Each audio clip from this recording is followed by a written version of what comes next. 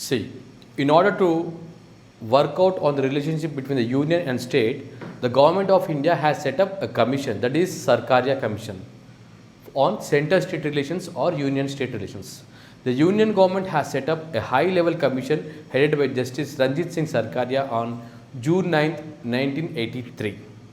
The Sarkaria Commission was asked to examine and review the working of the existing arrangement between the union and the states with regard to powers, functions and responsibility in all spheres and recommend necessary changes. See, actually by the time of this 1983, what happened? Let me give you some background. We had Indira Gandhi government and all. Before that, okay, since 75 to 1983, so many governments changed. So there was a impression under states that this center is becoming more powerful and states are getting rid of their power. That means in a federal structure, they too have some power state, but that is being undermined. There was an impression across the country. So this led to the setting up of a commission on center-state relations. That is this Sarkaria Commission. Their main task is to review the relationship between the union and states with regard to the powers, functions and responsibility in all spheres. And also they should recommend some changes if necessary. The commission prepared a report and submitted it to the union government on October 27, 1987. So it has taken almost 4 years, odd months to make this report. The union government after a decade took decisions on 230 recommendations. So out of 230 recommendations, the union government has taken a decade, that is almost 10 years to implement them. Out of these 230 recommendations, it implemented only 170 recommendations. Next, let's see the recommendations of the Sarkaria Commission, which are explained as below. It recommended for a strong center. Why do you want a strong center? In order to maintain the national unity and integrity, you require a strong center. So the commission has favored the retention of a strong center. It has firmly rejected the demand for curtailing the powers of the center in the larger interest of national unity and integrity. See, first they thought before this, center should be get rid of this more, it has got more powers, we should cut down, but no, this commission said center should be powerful, then only it can hold the country together. Okay, so we should not cut their powers. And consultation part, the commission rejected the demand for the transfer of certain state subjects to the concurrent list. So there was also a discussion on the some subjects from state list should be transferred to the concurrent list, but the commission said no, it rejected the demand, the transfer of certain subjects from state list to the concurrent list. On the other hand, it held that the center should consult the states on subjects included in the concurrent list. That means it called for consultation on the subjects which are enlisted in the concurrent list.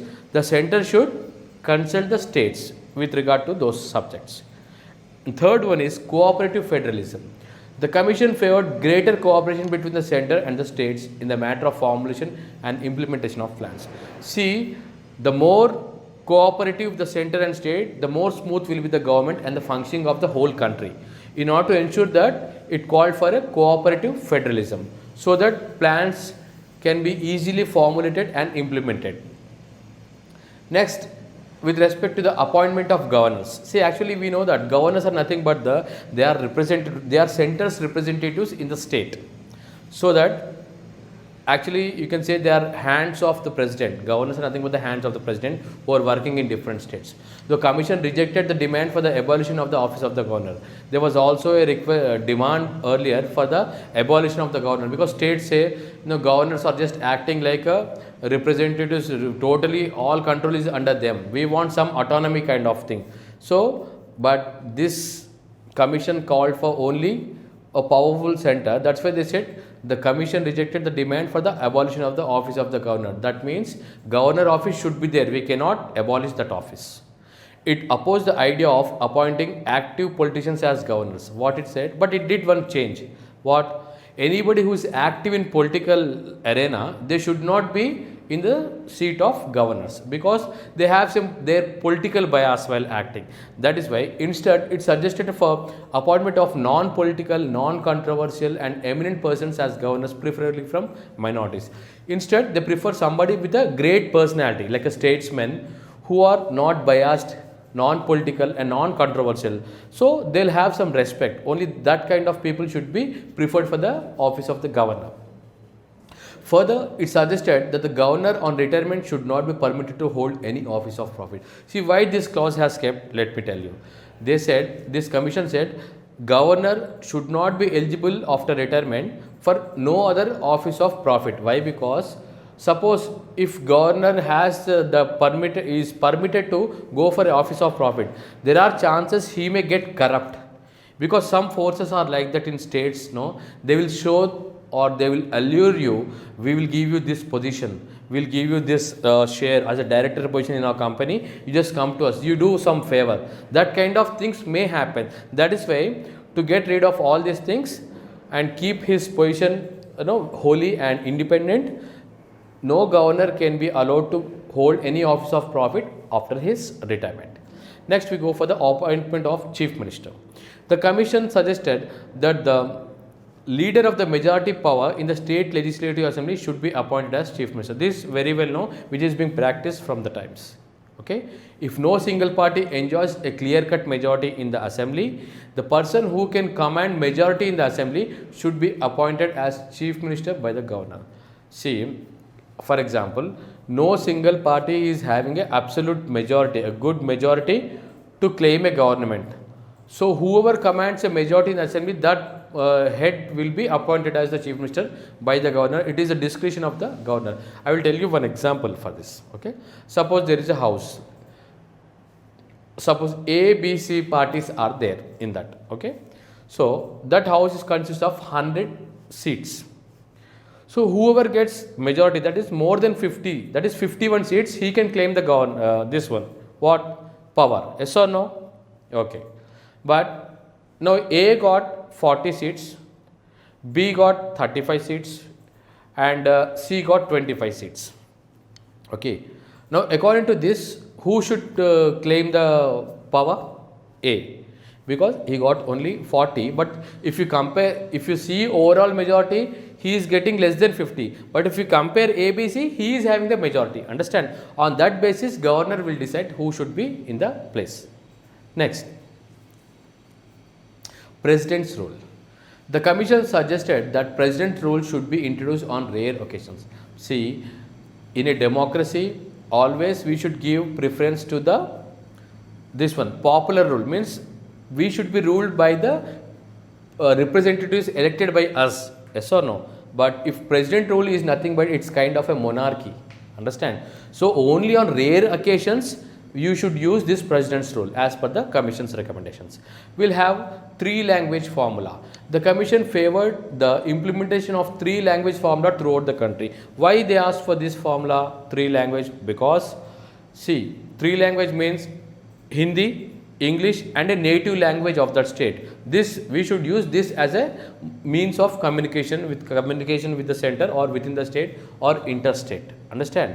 Actually earlier we had a 2-language, but when the South India people started a problem, it started this 3-language formula during Lal Bahadur Shastri's time around 1963-64.